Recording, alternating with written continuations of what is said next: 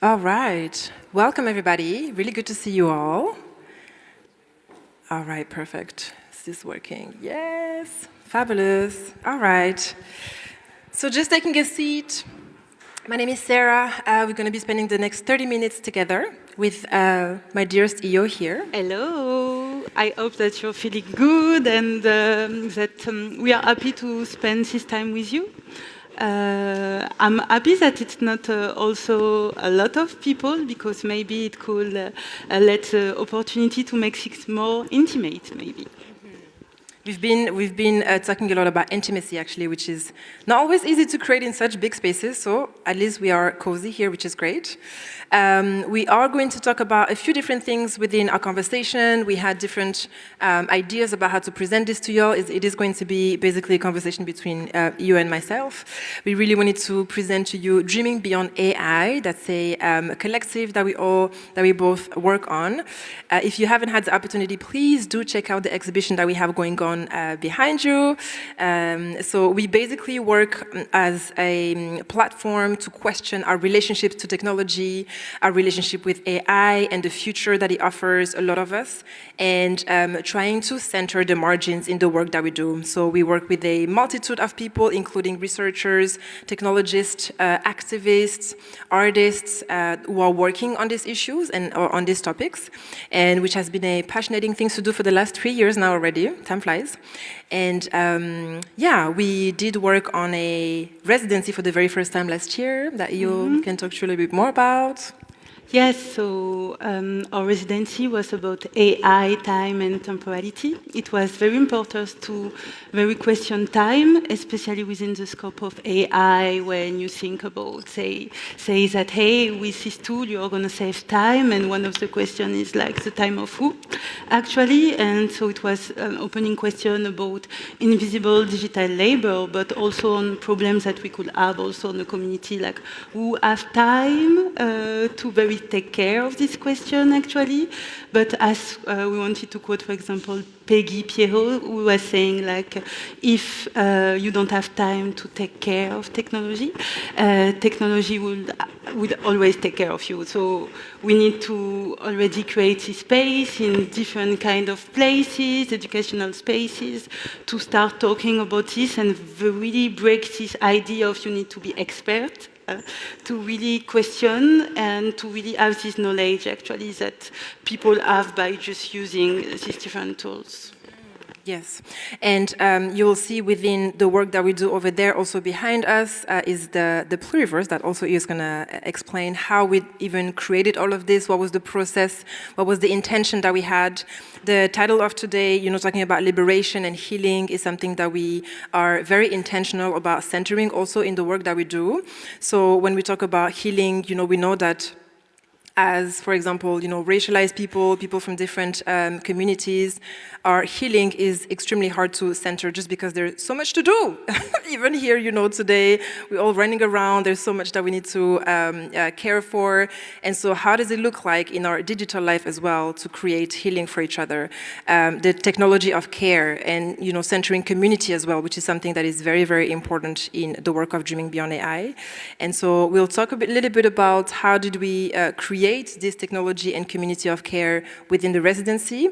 But I will first let Iyo talk about the extremely beautiful design that Iyo created. There's a lot of research behind it, a lot of work, and again, intentionality as to how do we create a pluriverse, a platform that embeds all of the values that we have as Dreaming Beyond AI.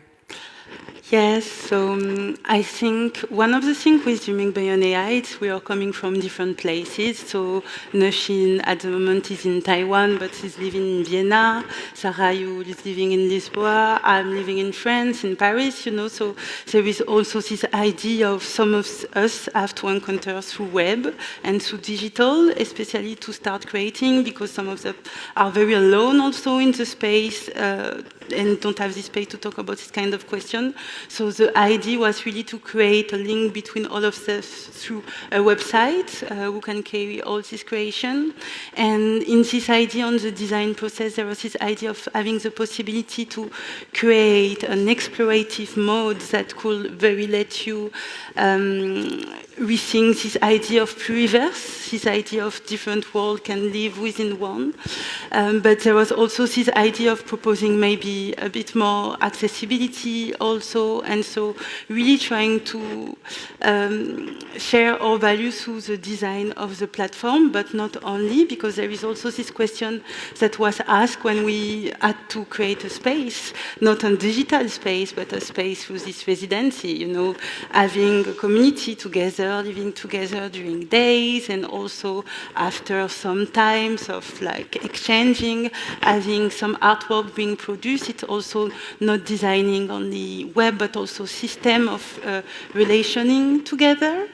And I think when we're talking about technology of care, we really have to think about, okay, which are the value where are created this technology of care. And for us, it was very important that first also centering a community and place where we could provide some of the possibility of change and dream beyond to make sure that the production could also opening other kind of question. Yeah, and there was also, I think, a lot of very concrete things that we talked about as a team as to, okay, how do we create, you know, from the digital to the in-person practices that are fundamentally feminist, fundamentally caring, and fundamentally community-driven. So very simple things in terms of, okay, we want to have a residency. How does it look like when we do the open call? Who are we selecting? Because for a lot of us, for the very first time, we were in the decision-making seats, no, which was very fun. But that also means that we have responsibility to then create a space where people are going to feel welcomed in, safe in, seen in, and also respected in. And so, you know, we had a lot of conversations as to, okay, what kind of space do we create, even in creating the program for the residency that we had. We didn't want it to be extractivist and, you know, to basically center like super hard work and, you know, heavy conversations and super long days, because also some of our residents simply could not do that. And that's really something that we were trying to go against. So also in the sense of like sometimes, you know, when you try to do things differently, it is going to mean that you need to think in revolutionary ways about how do we love each other, how do we create space for each other, how do we, you know, create work in a space where there is still expectations as to delivering certain things. And so I think these are some of the things that were very important in our reflections. I do think also there's a lot of questions that we're actually coming here to ask today. We don't have all the answers for sure, but I do think it's important to question actually our relationship again with technology. When we think about time, which was of course a very important pillar of a lot of our work for the last 2 years, you put immense amount of time into creating what you see now, yes? And so the idea also is that you can be in that platform and take your time with it. Go through the different spaces, read about it. I think I'm not alone to say that my attention span is limited these days. I don't really have time to go on a website and like, you know, spend my time like that. So again, it's, you know, it's posed as a challenge as well. Just take your time. Take your time, you know, have a seat and enjoy this and really, you know, try to question also yourself if you feel a sense of rush, no? When you're actually even visiting the website, taking your time, if you feel like taking your, you know, phone in your hand, if you feel like doing something else. Why is our attention span so limited? Why have we normalized rushing around so much? Why is it normal that we don't take the time to think about who even has, you know, access to certain spaces? Who has the luxury of wondering about, you know, dreaming beyond, because we are aware that even though we work with a lot of, you know, people coming from marginalized communities, we all carry some senses of privilege in certain ways, and we are also sometimes in spaces where we know we don't necessarily belong, and so also the question of, you know, who has time to even think of their creative practice? Who has time to question the ways that the things working around them are working, because it does require a lot of time as well, and mind space, and to be able to slow down, and all of these things. So I think as part of the question that we wanted to ask, we were reflecting as to, you know, if you were to host specific conversations or things, how would we go about it, and what would that mean if we think again about liberation and justice and healing and love, And I think there was a few things that we had in mind. Yes, I think when you were talking, for example, about non-extractive practice, it was also thinking about how do we want to grow and gather people around us, for example. So when we did this residency, we really tried to implement in the process some creative partners, so the people that was already there could also continue to participate, and also it's about having a more long-term relationship that just inventing people, taking what you have to take, and then your goal is in quantity instead of the quality of the links that you're making with people. So it thinks it's really about seeding, in a way, relationship in this sense. And I really also appreciate the fact that you're talking about, in a way, slowness, because it's really connect with the notion of neurocapitalism. So it is actually that exists in this tool of digital. So it's like, in a sense, all these tools can try to really hack your system of decision to make you forget, for example, about the time, did you eat, and just your body, instead of really being into your mind. And I think on Dreaming Beyond AI, there was this idea of breathe, dream, connect.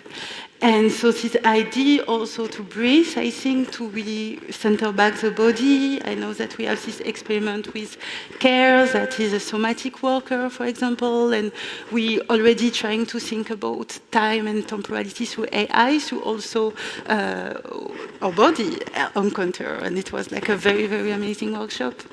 But yes, there is all this idea of shifting value in a way, and so maybe doing the thing smaller, like something that is maybe important to have this possibility for intimacy, and maybe also then generative conflict that is not always easy in some of the case, So I don't know if you.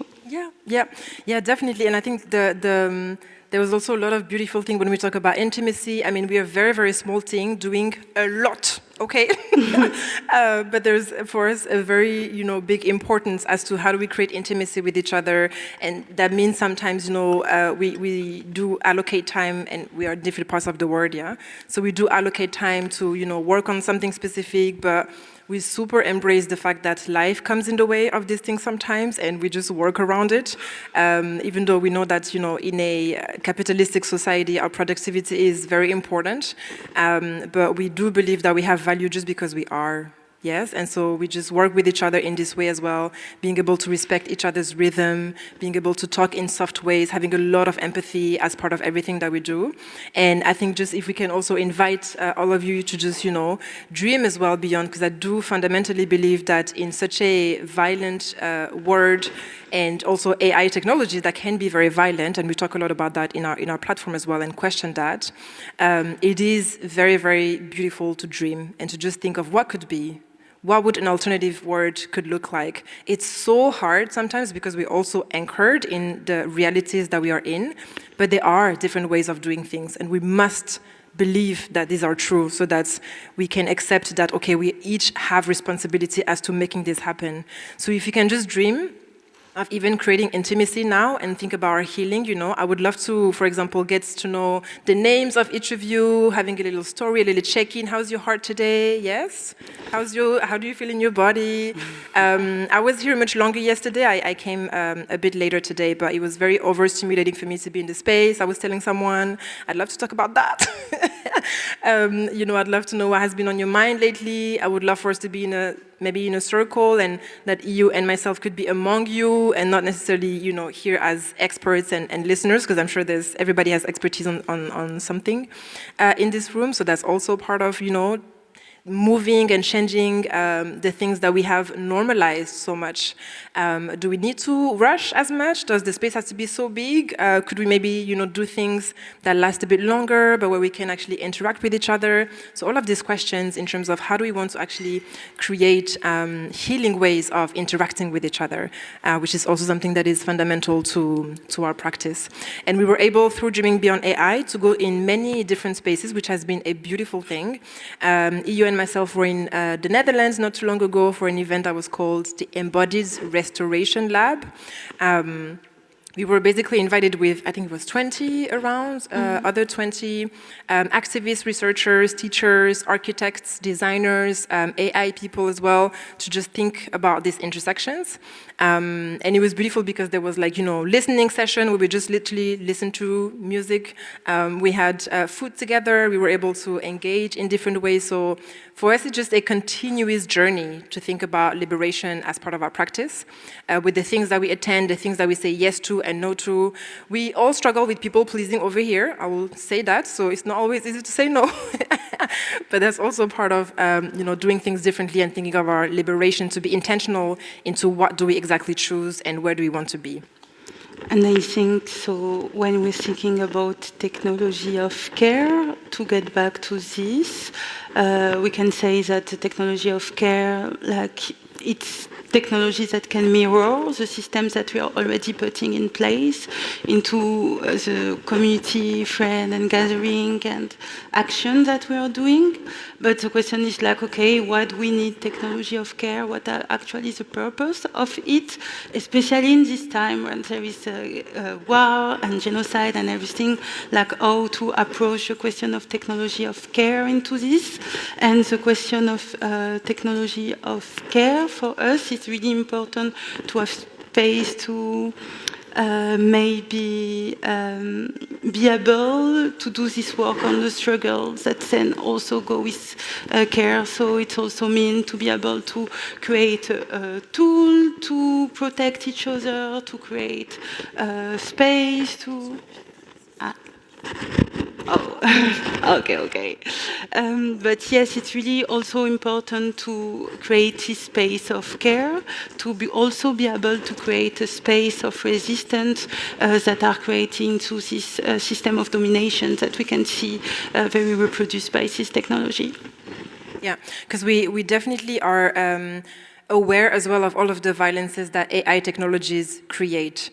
The tragic thing about capitalism is that you have to participate, yeah? So we also work with a lot of these. We try to find alternatives. We have different ways into platforms as well that we can communicate into. But the reality of a lot of it is that somehow it's becoming hard to escape some of the violence. But we also want to question, as part of Dreaming Beyond AI, not always doing things in reaction, no? So always centering the things that are oppressive, the things that are hurting us, the things that are extremely hard to navigate, but also centering and normalizing, making space for, again, what can be done. What are the things that are in our power?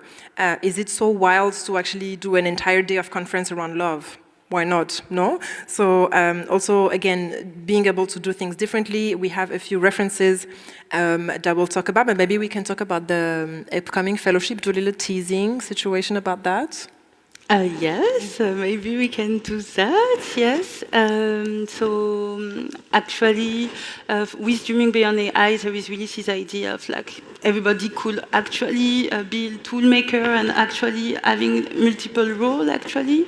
And we were really considering maybe that as in many spaces, there is not a lot of place to talk about technology because there is also emergency.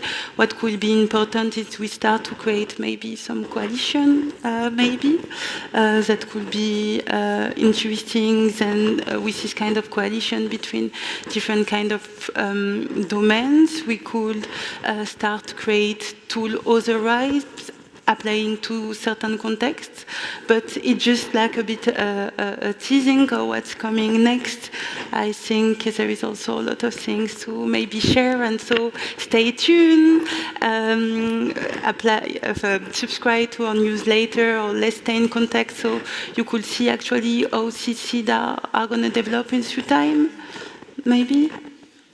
Yes, so essentially, just to give also a very concrete example, because we've had the last yeah, 3 years to really think about many different spaces that you actually can see in the platform in terms of refusal, the relationship between technology and ecology as well. So there's many different topics. And we are now entering a different phase of Dreaming Beyond AI, where we also wanted to talk about things that are happening on the ground and a lot of education also around how these technologies are impacting our lives day to day, which again, can be a sense of privilege because not everybody has the time to actually look into that, you know, remove some of the applications who are having active listening on your phone and things like that. So both EU and myself are French, and there was last year, I mean, there's always some kind of protest in France, but there was specifically some uprising because of, unfortunately, another murder of a racialized young man in the suburbs of Paris last year. And following that, a lot of people that we know in our communities back home were telling us about being arrested in extremely random ways that nobody could really explain. And we had to realize that the police in France is using extremely sophisticated ways of surveilling people. So, you know, when it comes to that also, what are ways to create coalition, share knowledge, strategize together to actually protect each other in very, very concrete ways. So some of these things we're gonna explore together. So we're trying to gather, you know, people who are doing artivism, a mix of activism, you know, and art. And voilà, it's still in the process, but definitely subscribe to our newsletter. Yes, follow us on Instagram so that you can have some updates about that. And we also wanted to share some inspiration. Yes. Yes. Of doing things differently. Let me pull that up here.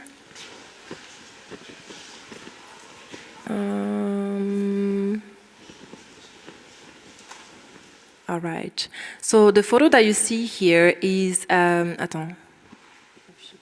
Yes, is a mix of people that are residents and Nushin as well. So I believe Dara maybe will be around, has been around. But anyway, this is basically the symposium that we did back in Hamburg last year. And we had the opportunity to showcase the work of our residents. There were 5 of them. Again, please, if you didn't have time, make sure that you pop by the exhibition behind you to have a look.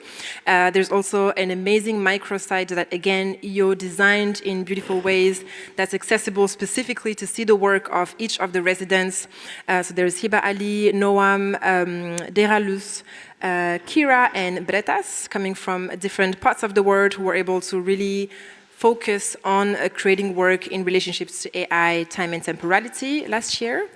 I also wanted to talk about Alok here real quick, just in terms of inspiration of someone who does things very differently and, you know, showing love to haters online when we talk about digital healing and the time that we spend online.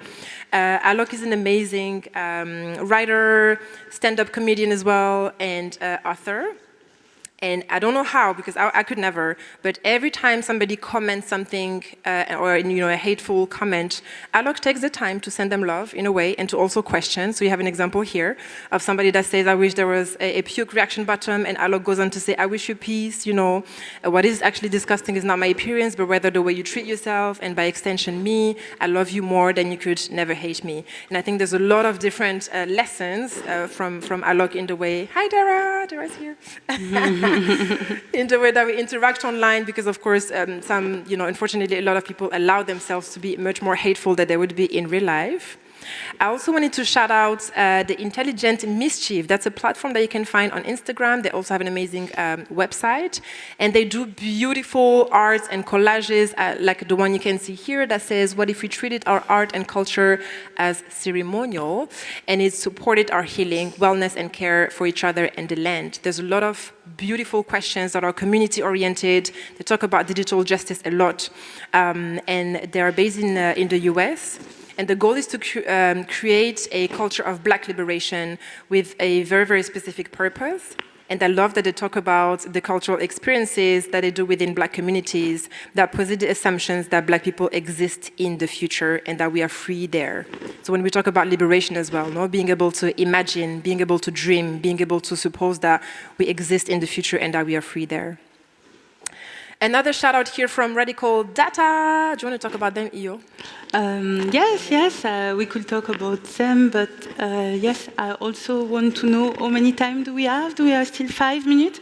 Do we think with 5 minutes we could also ask some question, maybe some people, because we also love a lot interaction, and this is how we're building community. It's also by sharing voice of many others. So if any of you would like to, I don't know, just know more about some of the things, to share just something, we want to create a small space for that. For the questions, get 2 mics on the side of the slide.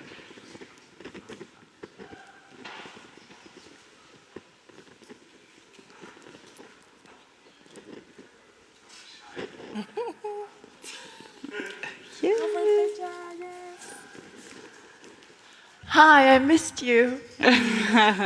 Thank you for all the talk, and I'm curious to hear a little bit more about the tooling, like what kind of, can you give me a little bit more like a tangible thing? But then, this is like the question where I thought interests most people. The question that interests me more is the question about love. What's the plan?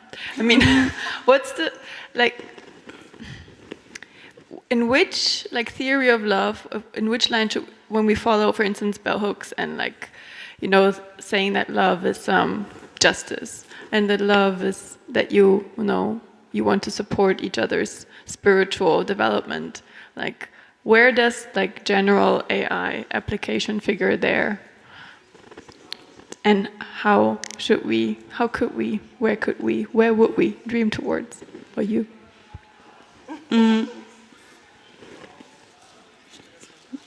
Yes. Okay, so I think it's a bit complex, but for the question of love, how do I apply? Personally, for me, of course, there is a question of justice that is very entitled to it, but there is also the question of like nurturing relationship, as we are doing also. I think what we were talking a lot was about digital garden. This is something that was very inspiration to also look into the question of agriculture, to also really understand actually how with narrowness, for example, and through multiplicity, we were allowed, plants were allowed to grow and to protect each other. And so if you give me how do we want to do love through AI, it's really by rethinking process, and maybe by getting more inspired through, I don't know, we were talking a lot, for example, about technological sovereignty, and maybe link it with the question of like agriculture and agriculture sovereignty, and starting to make bridge between this kind of domain. And so, yes, what is love? For us, love is a lot of seeds where we can put intention when we are doing things in the long term. Love is in the garden. Yes, this is my reply to all the things, and it's about not necessarily monumentalize and getting attention on big things, but it's really taking care on the small at different level to collectivize and be able to infuse change through our dreams, but through our action and the tool we are creating to that, to reply to the other things. So yes, I don't know if it's, yes, thank you. Thanks, everybody. Yep.